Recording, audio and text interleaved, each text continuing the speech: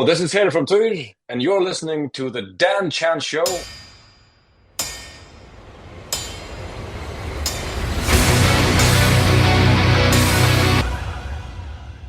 So I'm joined by Heri from Faroese. That's right. Faroese is correct, isn't it? That's the correct way of saying that, isn't it? It is correct, yes. Okay, Faroese Viking metal outfit tier. How's it go, my friend, up in the Faroe Islands? It's going very well, thank you. Awesome. So the reason you are here is because, I'd say over a month ago, you brought your brand new album, Battle Ballads, out. And it's been over just a month now since it's been out. How good was it to finally get it out to the masses? And how's the response been to it so far?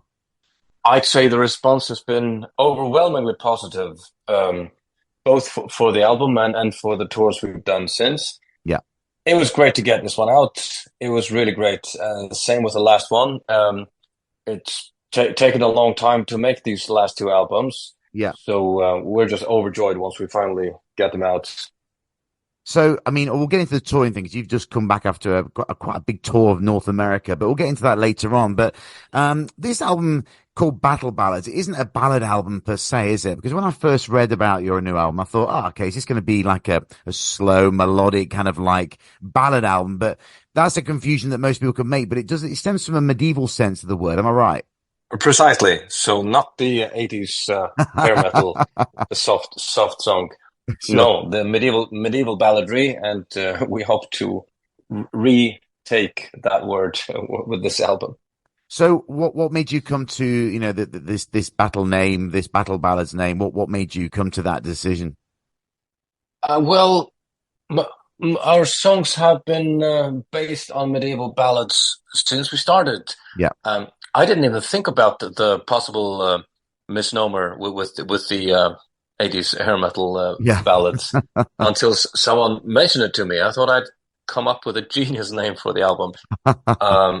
So the first song we wrote for this, I wrote for this album was Battle Ballads, the ninth track on the album. Yeah, and I thought it would be a good name for the album. Also, it refers to more of an internal battle, a struggle against your own negative instincts, and it's meant to be sort of uplifting and inspiring title, and that's how the Battle Ballads came about. Sure, and I'm loving the album myself, to be honest with you. And how is this? So your last studio album was 2019's Hell, correct? Correct. Let's say so. So how has this evolved? How does this album differ to that album? Obviously, there's a lot of orchestration on this one, but how else is the classical feel, the folk? How has it evolved since that last album? Well, I would say our songwriting is basically the same as it's always been. Maybe a bit less thrashy parts because Terry left the band. Yeah. But all I decided before we started this album is that I wanted to have more concise songs, have them not test the listener's patience. Right. So the solos are more straight to the point, are more melodic, and no parts of the songs are unnecessarily lengthy. That's interesting. So, I mean, is that a real conscious effort to do that, to try and, keep the listener in mind? Or is this the first time you've done that? And maybe not the first time, but we've done I would say our best job at it on this album. So you kind of have to think about streamlining everything so that you get the maximum experience out of it for the listener. And that is not the same as the experience of the musicians. Sure. If you, as a musician, go for your own experience, it is very different for those who listen to it. And I would say it's more difficult for a listener to get into it. It's still possible, but you have to have more patience and more understanding for it. Yeah. So we went for the listener experience on this one, and I'm glad with it. It's a completely different challenge, and it's something that's difficult to get good at. Musicians aren't naturally good at that, I would say. I understand. Quite the opposite. Are you the kind of guy that looks at reviews, or do you kind of like let them drip through to you, or do you hear from hearsay, or do you actually go out and try and eyeball them yourself to get a feel of what's being said? Every now and then I Google reviews. Right now, a few weeks after the album's out, I go look up Battle Ballads review, and I read the ones I understand. If there's a very long review and they don't give any character Right. 5 out of 10, if there's none of that, sometimes I just don't bother. Yeah. I don't care that much because we have gotten, for example, take our album Ragnarok from Yeah. 2006. Yeah. Reviewers were absolutely overjoyed with that album, Yeah. but it did very poorly with the public. So there's not necessarily a correlation there. I see. I I get think reviewers get inundated with new music, and it takes more to it's impress true. them, and they're impressed by different things than the general public will be impressed by. Yeah, I understand. So yeah, I do take some points here and there. Reviewers still have some insight that I care about that I would say the general public doesn't have, Yeah. but I don't go out of my way to read everything that is said. I try to kind of follow the general trend of it. Sure. And you just mentioned about the writing. How do you like to write? I know you all get involved as a band, right? And I believe of late it's all been done over the internet. Was that anything to do with maybe COVID getting in the way or anything like that? Did that affect you in any way when it came to writing this new album, are you just gone down that route naturally? There were several things that came in the way of writing this album. Um, so take the last album for example. We decided, I decided after we made Valkyria in 2013 that we couldn't keep working like this because it was way too stressful to be in studio. Yeah.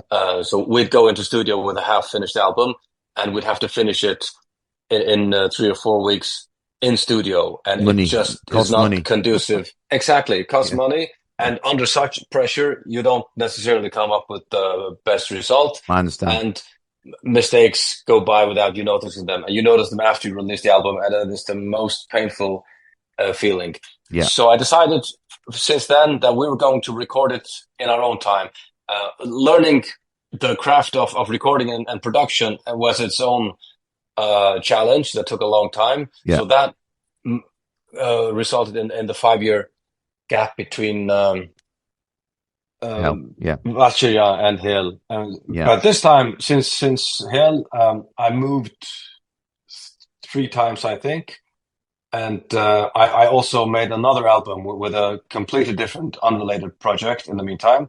Um, but we were kind of getting used to the I would call it homemade in brackets approach, where we do everything on our own time in our own home studios, except for the drums. Yeah. And that process is getting faster, but Yeah. other things in my private life interfered and delayed this album. I mean, the So production, the production is huge on this. Huge. Sounds epic. And, do you find now that, recording it like that, you can sometimes, over tweak it too much because you haven't got that added pressure? Could that be a problem? absolutely, absolutely. It is an art in itself to dial Yeah. it back sometimes, because if I get everything my way, it is all over produced and it's all over the top. And I make a few variations of some songs and some riffs and melodies, and then I remove half of it and cut it down to half length, and take away the most intricate parts because it's just there to please me and no one else. Yeah. I want the music to serve a purpose for the listener, and if you do stuff that just throws people off, you're not really doing that. There is a market for music that musicians have made for themselves. There are people who want to hear it, but not Yeah. nearly as many who just want to hear good, positive, uplifting music. Sure. And that's what we try to do with this one. Exactly. And, you said it yourself, you've moved 3 times, you have personal issues or whatever. When it comes to writing, do you have to get into a certain mood to do it? And do you set time aside, or are you quite spontaneous, as I see you as a Faroese genius up there, creating this music? Do you have to get into a certain place for that? Not really. I have to have the time. That is the basic point. I Right. have to have the technical circumstances around me. That sometimes is a bit challenging, but I would say I have that now, more or Yeah. less as I would like it. If I have 10 other projects whose deadline has long passed and people are screaming at me to get stuff done, Yeah. I can't work under those circumstances. I will not write anything. if I have the feeling that I have plenty of time in front of me, no deadlines, I'll be done when I'm done. Yeah. That's the best. That's the best, most conducive circumstance for me to work under. So no pressure from the label then. No, no, no, no, absolutely not. With the That's label, good. have never said a word one way or the other. Not with timing, not with material, Yeah. not with lyrics. It's pressure from our bandmates and from Yeah. our manager, our booker, Yeah. tours. Yeah. They I start understand. planning tours before the album's done. They have to get it out Of before the course. festival season and Yeah. whatnot. I It's get it. those pressures. Now, these tracks were all written over a period of, I say, was it 2 years? I think you said, but one track, which I cannot pronounce for me, was from like, I think 2015, 2016. Can you tell me about that specific track and why that bled onto this album? Yeah, it's a ballad, a Faroese Danish ballad called "Velkommen Føringar," Yeah. and I I really liked that melody, and I wanted to make something of it, and I didn't want to change. It has a very odd time and Mm. jumpy melody, Yeah. and I didn't want to change that. I with some ballads in the past, I've kind of smoothed even them out, take away the odd timing and just make it sound more modern, more natural. With this one, I wanted to keep everything as it is in the melody and just adapt the metal music around it. And Yeah. it posed a horrible challenge. I couldn't make it flow as I wanted to. I couldn't make it reach the right tempo, the right epicness. So I just fiddled around with variations and tempo changes and key changes and everything Yeah. for years, Yeah. putting it away for months, years at a time, sometimes, and going back to it. I wanted to put it on the Hill album. No, it just wasn't ready for that. Wasn't And ready. then when it came to this one, I wouldn't even say I'm 100% satisfied with it as it is, but it's as good as I can make it. Yeah. And And stuff. I'm satisfied enough this You, time that I it's that I put finally it on. out. It's finally got the Yeah. time of day. That's good. Now, obviously, I mean, I've been to Iceland and I thought Iceland was beautiful. And I've been to the north of Scotland and I think that is beautiful as well. I've never been to the Faroe Islands and it's on my list. I'd love to go one day. And, I want to ask, when it comes to the writing, how much of your beautiful landscape gets interwoven into the creative process? That's hard to say. I mean, I find landscapes inspiring. I love to go hiking in the mountains. Yeah. Um, it's just hard to quantify how much that turns into music. Yeah. Yeah. Um, That's interesting. I like to think that it does. Yeah. And as for landscapes, I suppose if you go to Scotland, you'll find landscapes that are the most similar to the Yeah. Faroes. Yeah. Iceland is more a heap of gravel. Yeah. Yeah. The Faroes are more, More green. vertical Mm. green mountains, like Yeah. Scotland. Yeah. Yeah. Bless their hearts. So, So yeah. So, I mean, I was going to ask as well, just off the record kind of thing or off the music record, what's day to day like in the Faroes? You're a guy that travels the world. You just spent so many weeks in the States. What's it like coming back to what I can only assume, and if I'm wrong, please tell me, a simpler way of life? Well, how is the yin and yang of that? And what's it like there?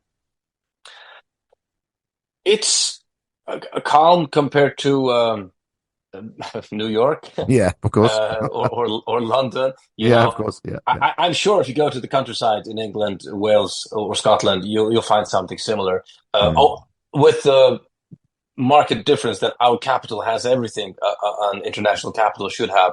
Yeah. They have a the Nordic House, an amazing stage and scene. They have a symphony orchestra. Yeah. They Yeah. they Of have course.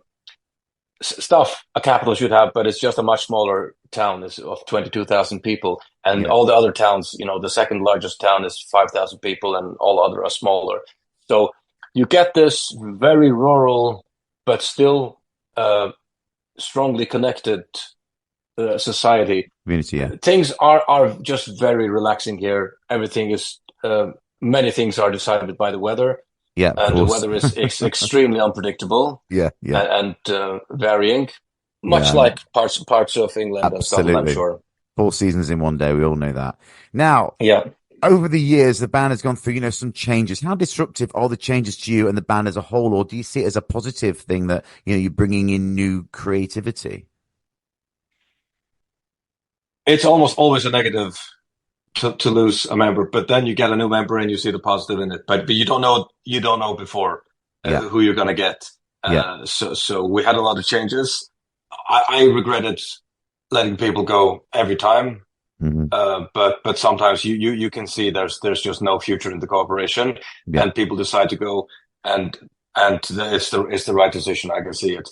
Yeah. Then you go through the trouble of maybe canceling some shows, finding a new guy. Yeah. Um, the lineup we have now is definitely the best we've had.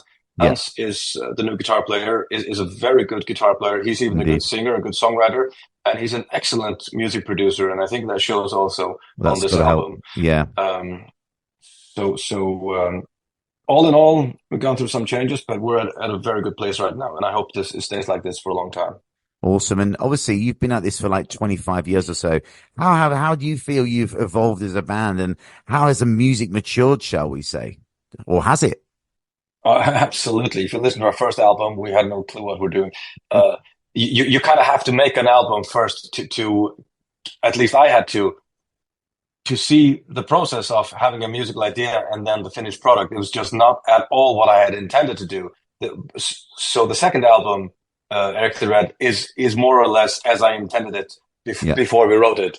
Yeah. And all albums since have been attempts at finding a different and useful path. And Yeah. we've gone, progressive, lengthy songs, Yeah. very epic and very dark, progressive, maybe on something like Land. Yeah. And I think where I am at the moment, I like music that does to other people what Iron Maiden and Judas Priest did to me when I was young. That Yeah. uplifting, epic feeling, Yeah. life-affirming, meaningful feeling is what I like to try and put into the music so that other people may experience the same thing. For sure. And going back to Battle Ballads, and obviously many albums before as well with some great tracks as well. There's a lot of tender moments on this album, some really lovely moments. And have you ever considered or even been approached to write any movie or television soundtracks? I thought when listening to this, just there's some lovely sweeping epic moments. I thought that fits so well in a film. Or have you already done that? And I don't know.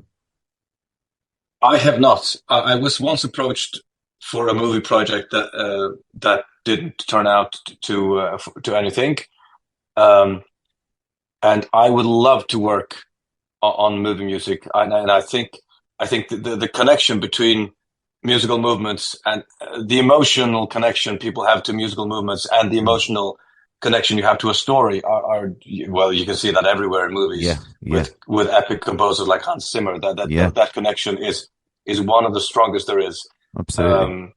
Um, and I would love to get my hands on some work like that. Although I have my hands full with the career at the moment. Of course. You never say never though, right?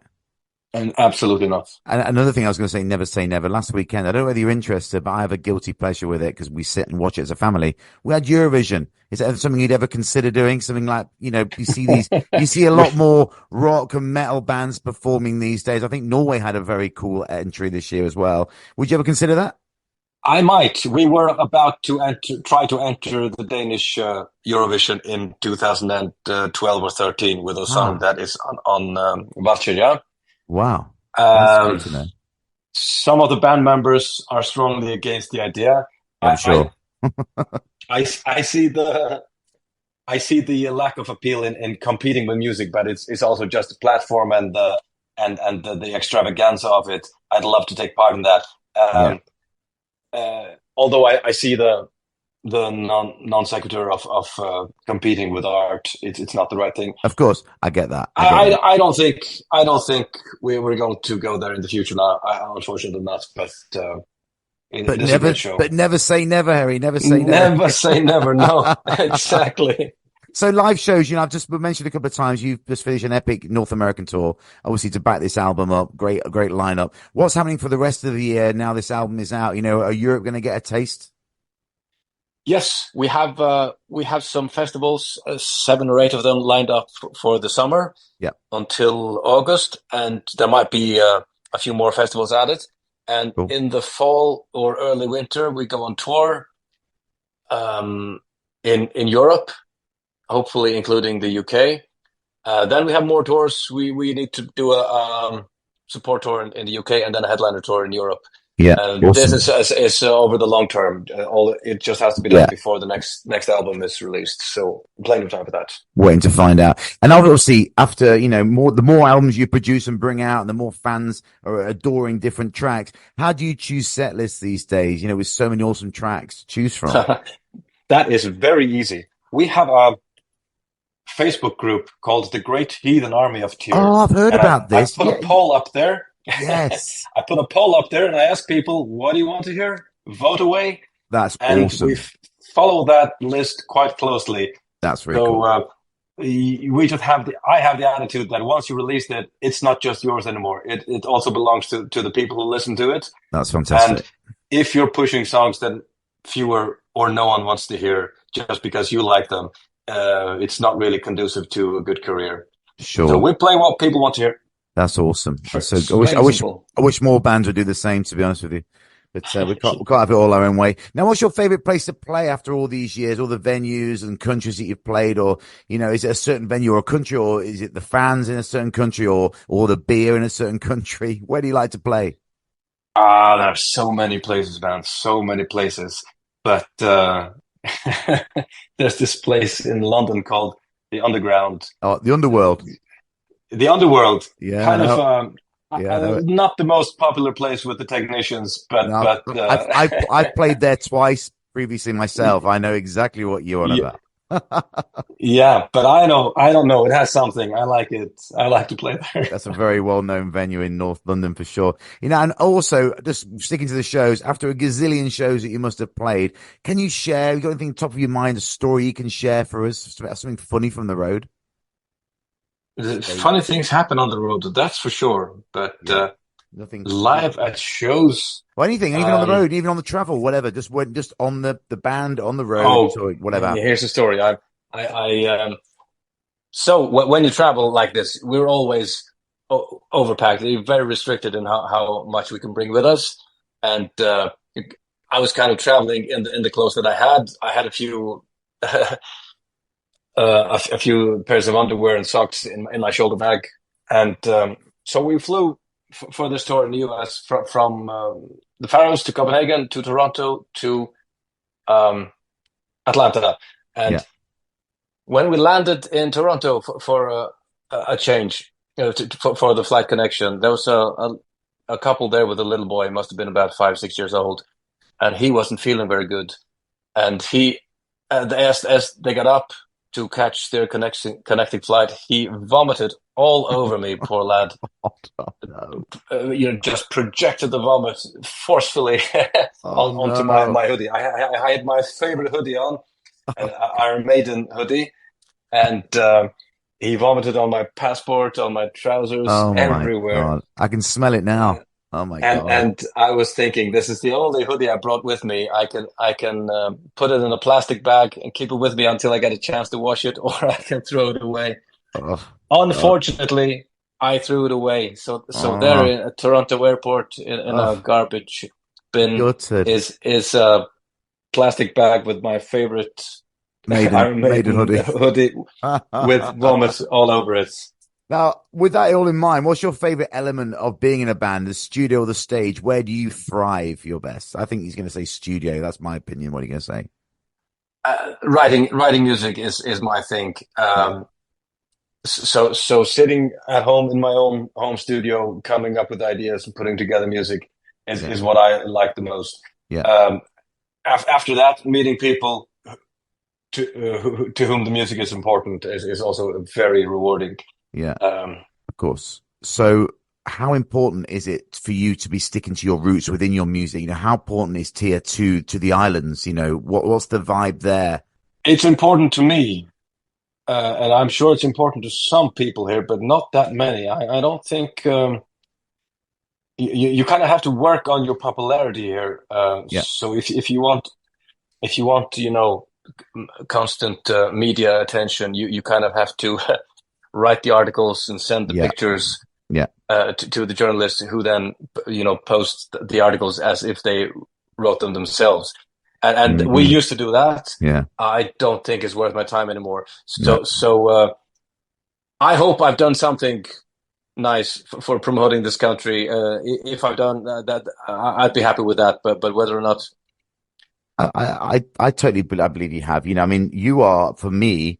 I first heard you, many years ago, right at the start, I would say, and it was probably the first, time I'd heard anything like this kind of music, the Viking movement. You know what I mean? Folk metal and everything. And it actually took me by surprise, and obviously put Faroe Islands on the map for me. Do you consider yourself to be a pioneer of this genre? in a way, maybe when we made our first album, we were immediately put in the same box as some bands that I'd never heard of before. Uh, Battery from Yeah, Sweden, yeah, and yeah. yeah, Enslaved and stuff. yeah, I'd never heard them before. I don't listen to them much even nowadays.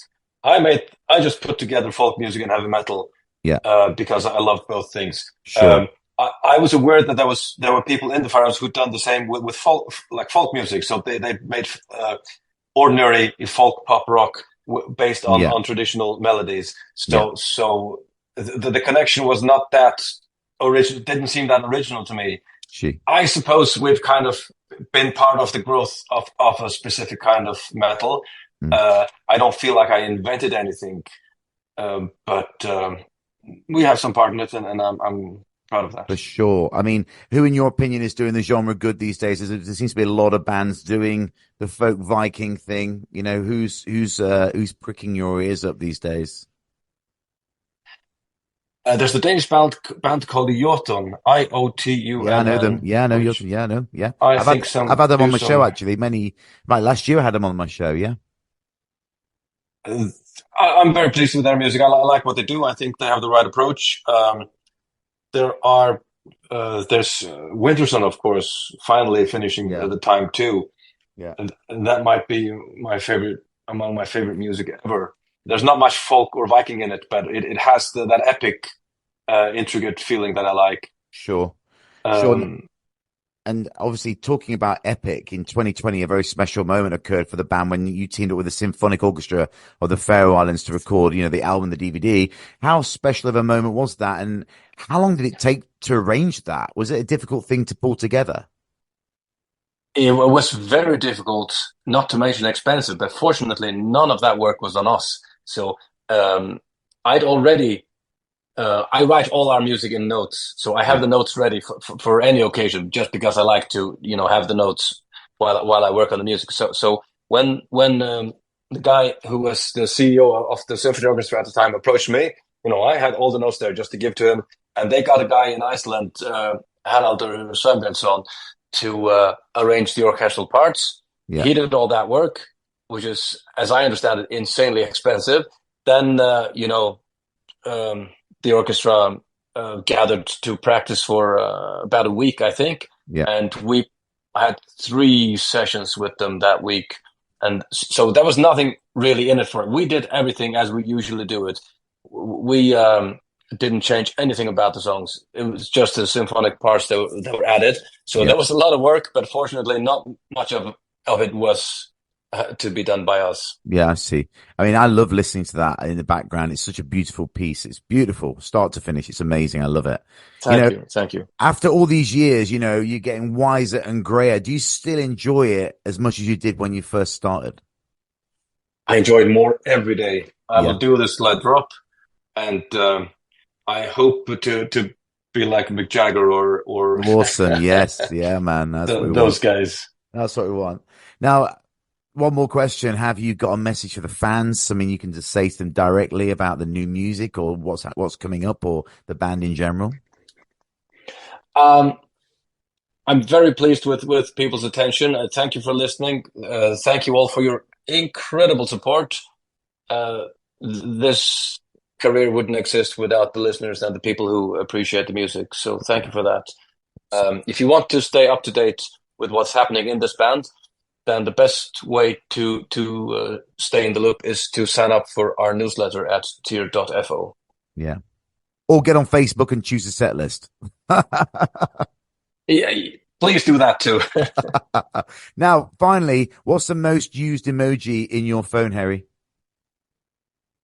I guess it's the horns, Yeah, the heavy metal sign. of course it is. Listen, Harry, thanks so much for your time tonight. Good luck with everything that's happening for the rest of the year. I hope to see you on the road at some point. Thanks for doing this. It was a pleasure and hope to see you.